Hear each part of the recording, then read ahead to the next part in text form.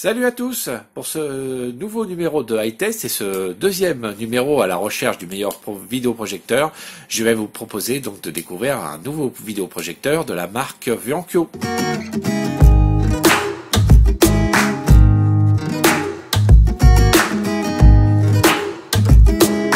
Si vous suivez nos vidéos, vous savez que depuis quelque temps, je suis parti à la recherche du meilleur vidéoprojecteur, du meilleur rapport qualité-prix.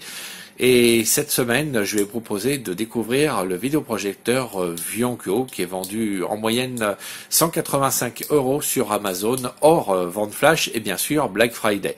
On découvre tout de suite les différents tests et on y attribuera bien sûr une note finale en fin de vidéo. Restez bien avec nous jusqu'à la fin de la vidéo pour découvrir si ce vidéoprojecteur nous a plu. Je vous présente donc le carton d'emballage du vidéoprojecteur, très sobre, noir, avec des inscriptions argentées qui brillent, une sérigraphie, tout d'abord en haut la marque, Viankyo, puis des indications LED projector Full HD 1080p Movie Projector.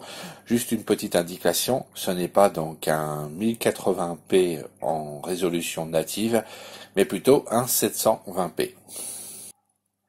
Maintenant, donc, on va découvrir le contenu de la boîte de ce vidéoprojecteur. Tout d'abord, bien sûr, la télécommande que vous pouvez voir avec le câble d'alimentation. Un petit câble S-Vidéo, un câble HDMI également fourni, ainsi qu'une petite notice. On peut voir ici, donc, la notice. On va la poser là. Vous voyez, sur ce modèle, donc, 510. Un cache pour l'objectif. Et maintenant, faisons un petit tour rapide du vidéoprojecteur en commençant par le dessus. Donc on y retrouve les différents boutons de contrôle, accès à la source, au menu, touche retour, allumage, la touche pour faire OK, ainsi que les touches multidirectionnelles. C'est précisé juste à côté, donc vous avez le réglage du focus, c'est le plus gros des réglages, juste en dessous, le keystone. Donc si on part à l'avant, donc on a bien sûr le bloc optique et ce petit bouton très pratique puisqu'il fait sortir, donc comme vous pouvez le voir, un petit pied qu'on peut régler donc à la taille que l'on souhaite, qui permet de faciliter donc l'inclinaison selon que vous voulez régler le vidéoprojecteur. Vous avez bien sûr le capteur infrarouge sur le côté, donc des ventilations et des aérations afin d'évacuer la chaleur. Vous pouvez retrouver donc le bouton marche arrêt ainsi que la connexion de la prise européenne, une prise VGA, deux prises HDMI, ce qui est bien pratique, ainsi que deux prises USB, une entrée en AV, une prise casque, et vous pouvez même également retrouver donc un slot pour rentrer une carte SD. Sur le côté droit du vidéoprojecteur, même chose, des aérations afin d'évacuer la chaleur du produit. En dessous, on retrouve bien sûr la petite plaque signalétique du vidéoprojecteur. Sous les pieds, vous pourrez retirer ces petits caches afin de pouvoir le fixer donc au plafond si vous le souhaitez. Il y a un beau bonus dans le carton d'emballage puisque lorsque vous recevrez votre vidéoprojecteur, il sera donc bien emballé puisqu'il sera dans du papier bulle comme à son habitude. Et vous découvrirez bien sûr aussi une sacoche de transport, voilà, au logo de la marque, permettant donc d'y mettre le vidéoprojecteur ainsi que tous ses accessoires afin de pouvoir le transporter. Voilà, maintenant on est parti dans les tests de ce vidéoprojecteur. Donc vous pouvez voir, comme dans la précédente vidéo, on a fait des tests sous la lumière pour regarder ce que ça donnait. Et là on peut remarquer que c'est tout à fait net, que le contraste est très bon. C'est tout à fait regardable, donc peut-être pas en plein jour, mais un temps un peu ombragé sera suffisant donc pour pouvoir regarder donc ce vidéoprojecteur avec grand plaisir. Par contre, on peut remarquer déjà quelques petits soucis. J'ai fait les réglages. Tout d'abord, comme je pourrais vous faire voir tout à l'heure, le vidéoprojecteur est un peu élevé. Donc on se sert du petit pied qui peut être réglé pour l'inclinaison. Et ben on n'arrive pas donc à réussir un bon carré donc le trapèze n'est pas excellent. Et on peut remarquer, je ne sais pas si vous allez le voir sur la vidéo, que l'image est plus éclairée et contrastée au centre et sur le côté gauche que sur le côté droit où l'image est beaucoup plus sombre. Donc la luminosité n'est pas du tout uniforme sur ce vidéoprojecteur, c'est dommage car il avait déjà quelques bons points au niveau de l'image. Voilà, on s'est plongé dans le noir donc pour vous faire voir ce que je vous disais. Donc là c'est un petit peu moins visible au niveau de l'assombrissement, on va dire, sur le côté droit. Par contre, on voit bien que le trapèze n'est pas trop respecté. Là en bas, ça c'est un petit peu rongé. Mais on peut dire que quand même, on a de très bonnes couleurs, un très bon contraste et une bonne luminosité sur ce vidéoprojecteur. Voilà, comme je vous le disais précédemment, le problème est sûrement dû au fait que j'ai dû élever pas mal le vidéoprojecteur pour que l'image tombe au bon endroit sur mon écran, du moins sur mon mur blanc. Et donc on peut remarquer que c'est peut-être ça qui provoque des problèmes donc de trapèze. Donc ce que je vous conseille, c'est de laisser un maximum le plus plat possible, le plus droit possible, et de monter par exemple la base. Voilà, maintenant je projette la Mire TV pour vous faire voir quand même que les couleurs sont excellentes, une bonne uniformité des couleurs. Là on peut voir également que le netteté est quand même super respecté, donc au détriment un peu du trapèze, mais comme je vous disais juste précédemment, peut-être que si on projette juste en face, on aura une meilleure qualité d'image. On va passer maintenant à un petit test son. Donc pour le test son, la même vidéo que la dernière fois, donc un clip d'Amir.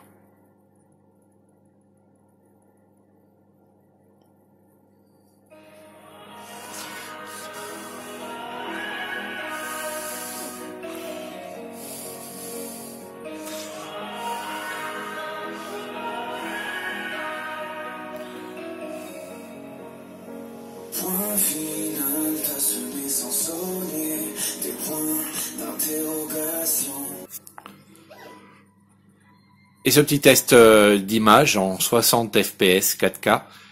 Donc bien sûr le vidéoprojecteur le fera donc fera une diffusion en 720p. Et ça vous permet de vous rendre quand même de vous rendre compte donc de la qualité de l'image de ce vidéoprojecteur. Vous souhaitez savoir combien représente la projection sur mon mur, ça fait environ donc un écran de 100 pouces.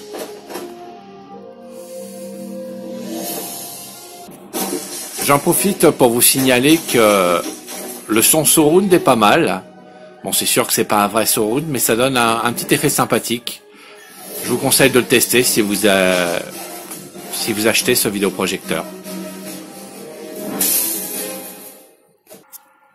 Je vais maintenant vous faire écouter le bruit de la ventilation. Vous remarquez, elle est assez discrète. Donc ça gênera pas du tout. Même le son du vidéoprojecteur couvre largement donc la ventilation. Côté multimédia, c'est là que le bas blesse. Donc pas de DTS malheureusement comme le précédent modèle. Pas d'AC3 non plus, ça c'est normal, mais de nombreux fichiers ne sont pas lus. Par contre, vous pouvez le voir qu'on n'a pas l'effet qu'il y avait eu la dernière fois, c'est-à-dire l'effet miroir sur le précédent vidéoprojecteur. Par contre, je vais vous le montrer tout de suite. Au niveau des films, beaucoup de codecs ne sont pas reconnus. Celui-ci passe, on va voir si le son passe.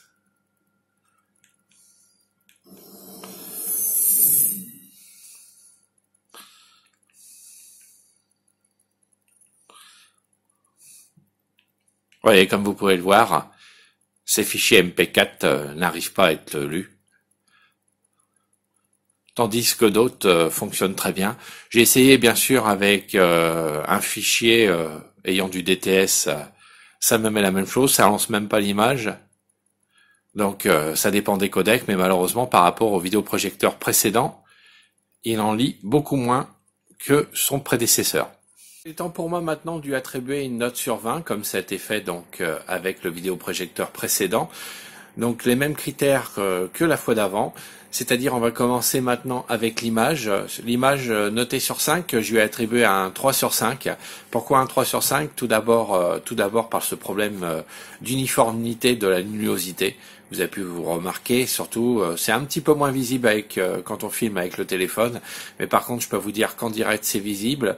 On y retire aussi un point par rapport à son problème de trapèze, parce que si on respecte bien le trapèze, le haut et le bas seront flous, tandis que le centre sera lui correct, donc il sera très difficile de régler. Donc je vous conseille quand même d'essayer de faire des tests, si vous le pouvez, de mettre au maximum le vidéoprojecteur à la bonne hauteur pour la projection, pour voir si vous obtiendrez donc un meilleur résultat. Mais en tout cas, au niveau du trapèze, c'est pas ça du tout. Les couleurs, la luminance et le contraste sont, par contre, eux, sont bien excellents. Et on peut dire que malgré ces deux gros points noirs, ce vidéoprojecteur a quand même une super qualité d'image. Donc je vous rappelle, donc pour l'image, je lui ai accordé donc un 3 sur 5.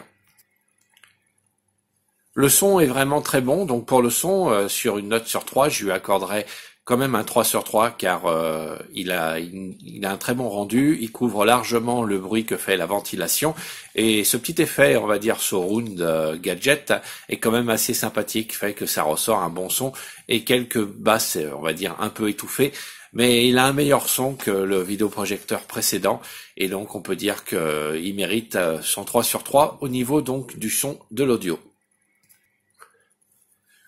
Pour les connexions, là par contre, je lui accorderai également un 3 sur 3, car on a bien la présence de deux prises HDMI qui est pratique, puisqu'on pourra brancher par exemple une clé Chromecast, car vous aurez également deux prises USB, une qui permettra d'alimenter votre clé Chromecast. Donc c'est vraiment pratique, ces deux prises HDMI et ces deux prises USB. Le reste, comme d'habitude, super pratique également. Donc, et puis j'ai quand même remarqué que ce petit pied qui fait pas partie de la connectique mais de l'esthétique était super pratique, malgré qu'on peut pas trop l'élever puisqu'on provoque ce problème de trapèze. On peut dire que c'est pratique d'avoir ce petit pied qu'on peut régler afin de l'incliner. Donc, comme on souhaite le vidéoprojecteur. Donc je vous rappelle, pour tout ce qui est connexion connectique, je lui accorde donc un 3 sur 3. Pour le multimédia, là par contre, sur 3, je lui ai accordé qu'un seul point, 1 sur 3, car contrairement au vidéoprojecteur précédent, le A2 de chez Abox, on peut remarquer que là, les formats D-Test ne sont pas reconnus pour le son, ainsi que le AC3, comme je vous disais, les principaux vidéoprojecteurs. Par contre, il y a de nombreux formats d'images, de codecs qui ne sont pas supportés. Les codecs, par exemple, si vous faites des films perso, c'est comme ça a été mon cas, ça n'a pas été reconnu comme avec le vidéoprojecteur précédent. Donc malheureusement, au niveau de la vidéo, je ne lui accorderai que 1 sur 3. Au niveau de la consommation électrique, là, c'est pas bon du tout, puisque on dépense le triple de ce que dépensait le A2 de chez Abox. Au lieu de 45 watts, on se retrouve avec 135 watts par heure, donc ce qui est quand même pas mal pour un vidéoprojecteur. C'est environ la moitié de ce que dépensaient les vidéoprojecteurs à lampe.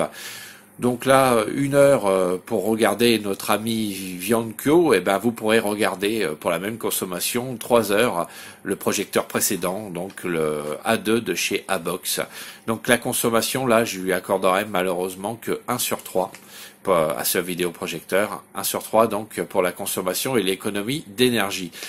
Le rapport qualité-prix, il est plus cher que le précédent. Donc je lui accorderai malheureusement qu'un seul sur 3, puisque par rapport à tous ces points, consommation, petits problèmes vidéo, de multimédia, donc 1 sur 3 également donc pour le rapport qualité-prix. Donc on obtient une note finale de 12 sur 20 pour ce vidéoprojecteur donc de la marque Viankyo, que vous pouvez retrouver le lien sous cette vidéo si vous souhaitez le commander sur Amazon. Il a été pendant le Black Friday donc en promotion. Il est souvent donc en vente flash. Donc si malgré tout ces tests il vous a quand même plu, eh ben n'hésitez pas à le commander. Vous pouvez cliquer directement sur le lien présent sous la vidéo au niveau des commentaires. Donc ce projecteur Vankyo qui sera vendu, donc en moyenne ça tourne aux alentours des 185-189 € à peu près. Donc sur Amazon, il arrive que son prix baisse et surtout il arrive surtout qu'il soit vendu en vente flash. Voilà, ainsi se termine donc ce deuxième test de vidéoprojecteur, toujours à la recherche donc du meilleur vidéoprojecteur, meilleure qualité prix, image, son, la totale comme vous pourrez le voir. J'espère que ce test vous a plu. Si c'est le cas, n'hésitez pas à lâcher un petit pouce bleu. Vous pouvez bien sûr, si vous le souhaitez, découvrir les prochaines vidéos de la Scami TV, vous abonner à la chaîne en cliquant sur le s'abonner. Vous pouvez également, si vous le souhaitez, nous laisser des commentaires, surtout si vous avez fait l'acquisition de ce vidéoprojecteur, pour nous dire ce que vous en pensez. Et également, si vous pouvez nous poser des questions, soit en commentaire ou soit par mail au scamitv@gmail.com. En tout cas, j'espère que cette nouvelle vidéo vous a plu. On se retrouve très bientôt pour une autre vidéo de test vidéoprojecteur, toujours à la recherche donc du meilleur vidéoprojecteur avec le meilleur rapport qualité-prix. On va bien finir par le trouver. Pour l'instant, on enquête. Voilà, en tout cas, moi, je vous donne rendez-vous très prochainement pour une nouvelle vidéo de la Scami TV. Je peux vous annoncer que très prochainement arrivera une vidéo dans la rubrique musique street, exactement. Et je vous souhaite à tous de passer une excellente semaine, un excellent week-end, et je vous dis à très bientôt sur la Scami TV.